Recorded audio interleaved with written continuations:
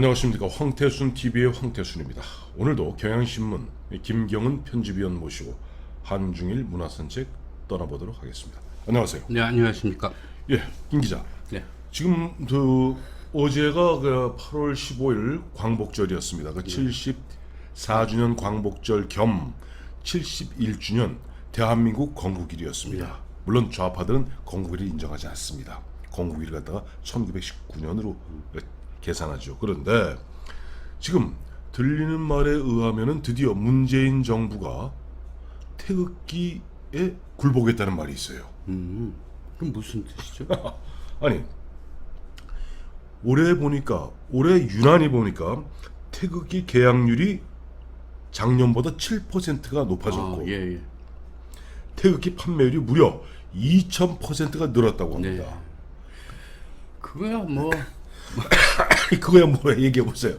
일본하고 뭐 예. 경제 전쟁의 와중이니까 네. 우리 국민들이 뭐 특히 광복절에 네. 애국심의 표시가 아닐까 하는 생각을 하고 있습니다.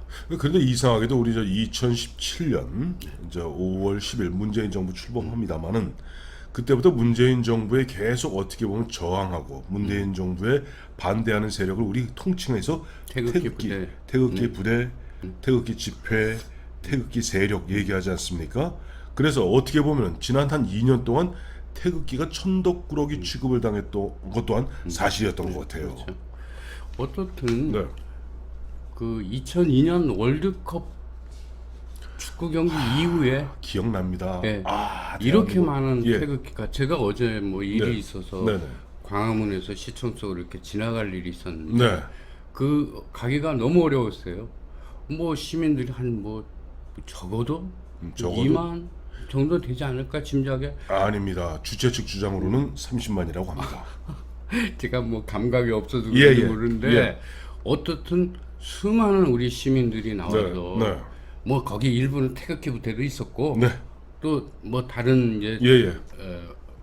광복절의 네. 뭐 그걸 기리는 일반 시민들도 네. 굉장히 많이 나왔습니다. 어떻든 네.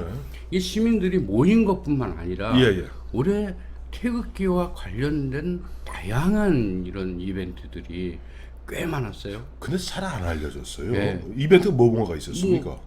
태극기 거리를 만들고 예. 또 태극기 타고 자전거 달리기, 예, 태극기 예. 라이딩 아까 한강변에서 예. 그리고 또 뭐 태극기 나무, 네. 태극기에다가 이제 태극기를 네. 나무에 이렇게 입혀가지고 이렇게 돌돌돌 말았어 기둥에다가. 이거 어떻든 예. 그런 것들이 뭐 어떤 의도에서 했었던 간에 네. 지금 일본하고 네. 우리가 뭐 경제적인 문제로 네. 이렇게 상당히 민감한 관계에 있지 않습니까? 예. 어떻든 그런 것들이 우리가 어떻든 힘을 모아서 예. 일본의 경제 주권을 네. 회복해 오자. 일본이 갖고 있는 네네. 경제 주권을 회복해 오자 하는 국민들의 어떤 순수한 네. 마음도 상당히 있지 않을까 하는 생각을 해봅니다. 그래요. 근데 이제 경제 주권 말씀하셨습니다만은 사실 한일 간의 경제 전쟁은 양태는 경제 전쟁입니다만은 그 내막은 역사 전쟁이죠. 역사 전쟁. 물론 그렇고 예. 뭐 예. 네. 근데 우리 김 기자 보시기에 이번에 보면 각종 태극기 이벤트가 있었다고 그랬는데 네. 그 중에 탑 오브 탑은 뭡니까? 제가 이제 뭐 이거 뭐 자료를 준비하다가 예. 이런 저런 걸 봤는데 네. 우정사업본부에서 네. 역사 속의 태극기를 역사 속의 태극기. 예. 그 우표 기념 우표를 네. 16장을 발행을 했습니다. 그래서 160만 장을 이렇게 각각 10만 장씩 이렇게 발행을 10만 장씩. 했는데 근데 그걸 보니까 네. 정말 뭐 좀 감격스럽더라 네. 하는 생각이 드는 게 네. 있기도 하고 또 너무 애처로운 부분도 있고 네, 합니다. 네. 왜 그러냐면 우리가 개항하는 그 과정에서 네. 건국한 그때까지의 태극기의 역사 속에 네, 네. 우리의 항일의 어떤 문제라든지 네. 뭐 이런 또 그 반대로 예. 우리가 힘없어서 네. 굴욕을 당했었던 이런 상황들까지 다 클로즈업 되는 게 그 16장의 태극기 속에 있었습니다. 그렇군요. 그래서 제가 예. 개인적으로는 그게 네. 뭐 제일이 아니었나 이렇게 꼽아 봅니다. 예, 그래서 안 그래도 우리 저기 김경원 기자가 보내준 자료를 갖다 먼저 검토해 보니까 내린 결론은 제가 바로 그거였던 겁니다. 드디어 태극기가 문재인 정권을 이겼다. 뭐 아니 우정사업본부에서 했다면서요. 문재인 정부의 우정사업본부에서 결국은 16종류의 태극기, 즉 우리 대한민국 역사, 그 대한민국 이전의 대한제국 때부터 또 조선 말부터의 그 우여곡절의 역사를 갖다 16장으로 압축했다 하는 말씀인데, 자 말씀 난 김에 우리나라 최초의 태극기는 언제 어떻게 만들어졌습니까?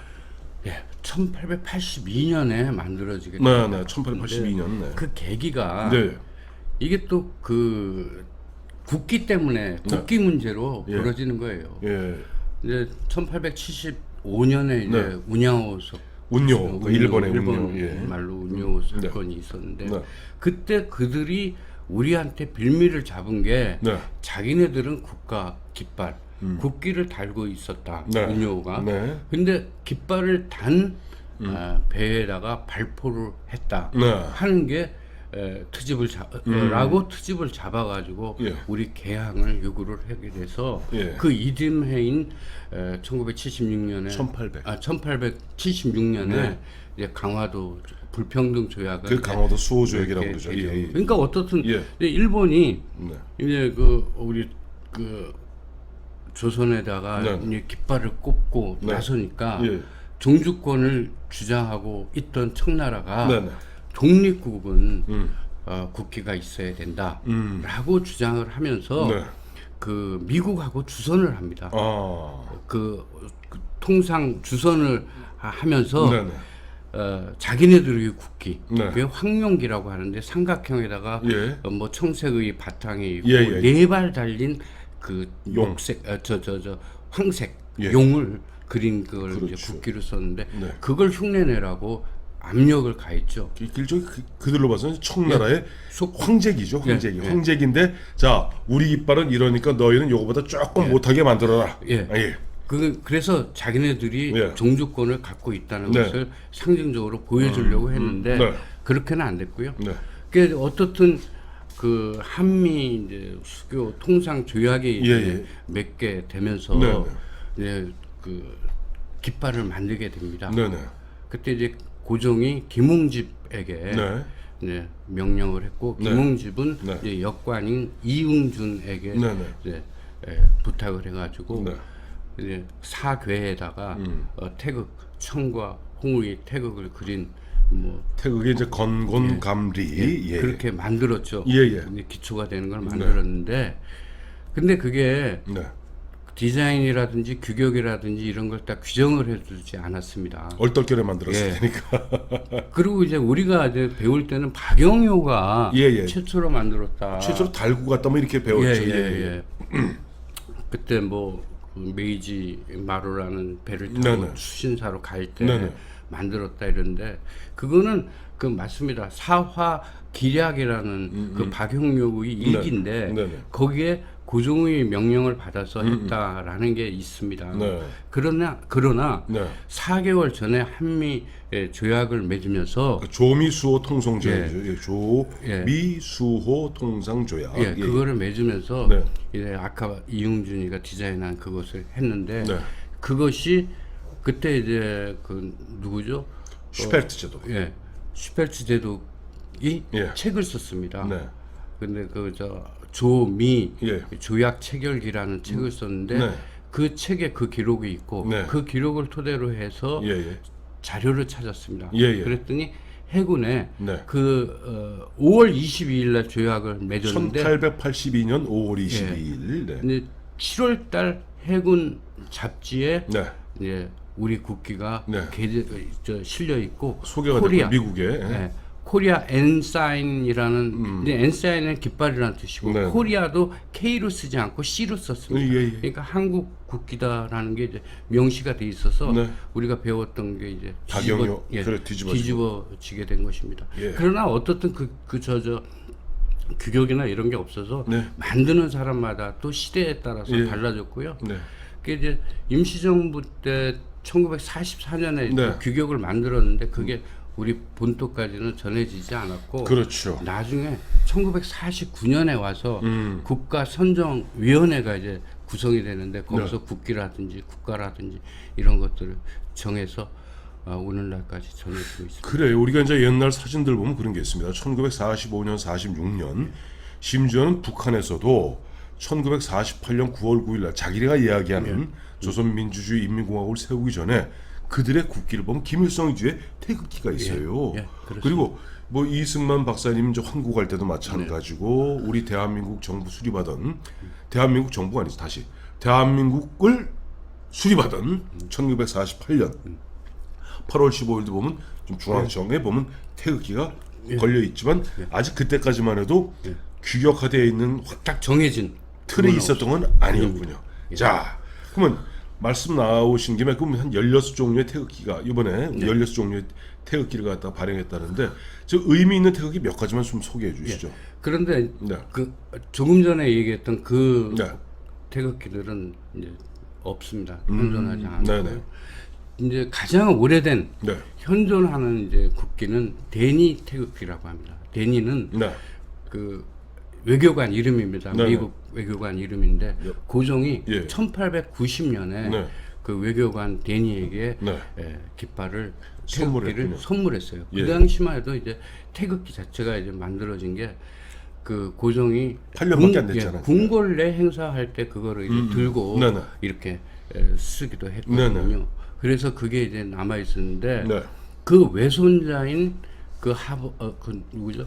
윌리엄 롤스턴 롤스턴 1세가 갖고 있다는 것을 우리가 알고 그것을 이제 받아왔습니다. 그래서 지금 중앙 국립박물관에 이제 보관되어 있고 데니 태극기입니다. 언제 기회가 되시면 꼭 저기 국립중앙박물관 저 이촌역에 있죠. 거기 보면은 데니 태극기가 있다고 합니다. 그리고 이제 그 문화재 등록이 된 가장 나중에 문화재 등록이 된 또 태극기가 있습니다. 그것은 2005년인가죠? 2009년 5월 진관사 소장 2009년입니다. 그 깃발은 재밌는 게 일장기에다가 그 위에다가 태극기를 태극을 그리고 또 괴를 그렸습니다. 근데 그때 뭐 스님들이 이제 그거를 그려서 만든 것인데 우리가 태극기를 만들지 못해서가 아니라 그거는 아마 그 일본을 이제 극복하고 우리가 자주 독립해야 된다는 그 정신을 담은 게 아닌가 하고 또 하나 이제 꼭 빼놓고 싶지 않은 게 3.1 운동 때 우리가 의문을 가졌던 것 중에 하나가 그 모든 우리 백성들이 집집마다 들고 나온 게 이제 그 손에 태극기를 들고 나오지 않았습니까? 근데 그 당시만 해도 어떻게 그 많은 태극기가 보급되어 있었을까? 일제시대 때문에 1919년이니까요. 그랬는데 그 의문은 이제 저는 잘 몰랐는데 이번에 알게 됐는데 목판 태극기가 있습니다. 목판 태극기. 그래서 거기서 이제 찍어내는 거 일제 인쇄하는 거군요. 그래서 태극기가 보급이 되지 않았나 하고 그 밖에도 각각의 태극기마다 다 애국과 또 자주 독립을 위한 그 정신들이 다 배어 있습니다. 어쨌든 결론은 드디어 그동안 2년 몇 개월 동안 천덕꾸러기 취급당하던 태극기가 이번에 하여튼 일본 아베 덕분에 다시 아베 덕분에 문재인 정권을 갖다가 눌렀습니다. 자, 아베 얘기 나오니까 또 일본 국기를 얘기하지 않을 수가 없네요. 자, 일본 국기는 언제 만들어진 겁니까? 일본 국기도 만드는 과정은 우리랑 비슷합니다. 근데 그 1858년이죠. 제가 태어나기 100년 전입니다. 1858년에 이제 그 만들어진 저기 미국하고 1조 수교 통상 1조가 아니지. 일미. 그 만들어 이제 그 페리 제독이 이제 나타난 지 이듬해 4년 뒤입니다. 그 이제 협약을 하면서 자기네도 이제 깃발이 필요하니까 일장기를 만들어서 걸었는데 일장기가 그러니까 그 뭐라 그러죠? 니시키노 미하타라는 그런 깃발이 있습니다. 그건 뭐냐면 천황의 깃발인데 니시키노 미하타. 라는 건데 그게 뭐냐면 천황의 거든요. 가마쿠라 마코 시대 때 네. 만들어진 건데 네. 일본의 신, 네. 그 건국실화에 따르면 아마테라스 오미카미, 오미카미가 태양신이죠. 그 태양을 뭐 낳잖아요. 그 낳는데 그것이 곧 천황이거든요. 네네. 그러니까 천황을 상징하는 게 태양이 되어서 저기 빨간색 비단 천에다가 한쪽에 치우치게 해서 동그라미에 그 노란색 그 원을 그려 넣은 겁니다. 그게 니시키노 마하타. 그리고 이제 미야타. 메이지 이후에 와서 그것이 이제 국화로 현재 국화죠. 그 천황의 그 상징이 국화니까 그렇죠. 그걸 이제 그려서 쓰던 것이 이제 가운데로 오고 이제 원에 빨간색을 칠하는 걸로 이렇게 변형이 된 겁니다. 그걸 히노마루라고 그러죠. 예, 히노마루라고. 히노마루. 히노마루노 하다라고도 하고. 이게 히노마루에서 태양의 환, 동그라미다 이런 건데. 근데 그 히노마루 일본 국기가 사실은 그 일제 시대 때는 그 보면 일제 시대 때 히노마루를 갖다 썼는데 2차 세계대전 패전 이후에 그것을 갖다가 금지했었다면서요. 국기를 쓰는 것을. 패전했으니까 그 독일의 그 하켄 크로이즈처럼 그렇죠. 하켄 크로이즈. 그것처럼 그걸 못 쓰게 했어요. 일본 국기를 못 쓰게 했죠. 당연히 그 이제 점령군인 그 메가더가 못 쓰게 했는데 이제 그 새로운 국기를 만들으라고 이제 그 하지 않았습니까? 그런데 거기서도 전쟁의 피해자들이 엄청 많은 거예요. 일본에도. 뭐 또 지금 우리는 그들이 우리의 양심적 일본인이 돼서 정말 전제주의 또 군국주의 국가주의를 극복하자 이런 것으로 이어져 오는 그 정신이라고 봅니다. 근데 그들이 두 패가 갈라져서 합의를 못했어요. 그래가지고 메가더가 그냥 익스큐즈를 해준 거예요. 그냥 관례대로 일장기를 써라. 그 대신에 그래서 이제 그 도쿄 올림픽 때도 일장기가 그 들어서고 하잖아요. 그렇죠. 그러나 공식적으로 국기가 된 것은 1999년입니다. 놀라운 사실입니다. 그러니까 1999년이 되어서 지금 일본 사람들이 쓰고 있는 일장기가 국기로 다시 승인됐다고 합니다. 자, 그렇다면은 우리가 이제 일장기 얘기하는데 보면 얼마 전이죠. 올 봄이든가요? 작년이든가요? 그저 관함제 할 때, 작년 10월입니다. 작년 10월인가? 제주도에서 한 이제 관함제 할 때 그 당시 일본 해군들이 자기들 이제 우길 승천기라고 하고 우길기라고도 하죠. 공식명은 우길기라고 하거든요. 교코지 히타. 우길고 달고 들어오는 부분에서 우리가 강력하게 반대를 했고, 그러면 일본은 참석하지 않겠다 했는데 일장기하고 우길기하고는 어떤 관계예요? 그러니까 그것도 일본이 메이지 유신한 다음에 하급 사무라이들이 관리가 되고 관료가 되잖아요. 그렇죠. 그리고 종전에 있던 다이묘를 비롯한 거대한 그 사무라이들은 고급 사무라이들은 군인으로 남은 경우가 훨씬 고급 많았어요. 장교, 아주 고급 장교. 그렇다 보니까 이 고급 사무라이들이 전직 고급 사무라이들이 이 관리들을 우습게 본 거예요. 그래서 일장기 대신에 군대에서는 자기네들이 만든 우길기를 쓴 겁니다. 그런데 그 1870년에는 이제 그 육군이 먼저 만들어지는데 그때는 육군이 더 중요했습니다. 처음엔 그랬겠죠. 그 나중에 이제 뭐 그 전쟁 전선이 이제 넓어지면서 해군이 훨씬 더 막강해집니다. 국방부보다도 더 막강한 힘을 갖게 됩니다. 그래서 이 군인들이 그 무기일기를 쓰게 됐는데 그래도 그 육군이 1870년에 먼저 만들어지고 그 다음에 1889년에 해군기가 만들어지는데 그 깃발이 조금 다릅니다. 그래요? 그래서 육군기는 그 이제 우길이라 그래갖고 해가 이제 뻗어나가는 빗살 있잖아요. 햇살. 그것이 뭐 8개. 해군은 16개. 이렇게 된 거죠. 해군 우길기가 훨씬 더 복잡하겠군요.